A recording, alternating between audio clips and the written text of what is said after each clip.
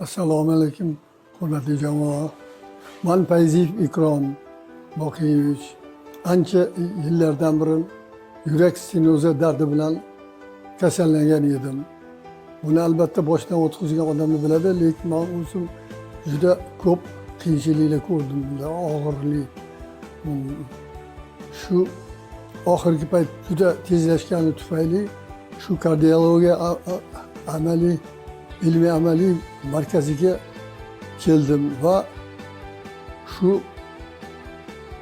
bo'lim boshlig'i Islom Mamatxonovichga uchrashdim. Ulardan konsultatsiya olib, ular bilan maslahashganimizdan keyin ko'p tomonlama, har tomonlama davo bo'luvchi muolajalarni belgiladilar.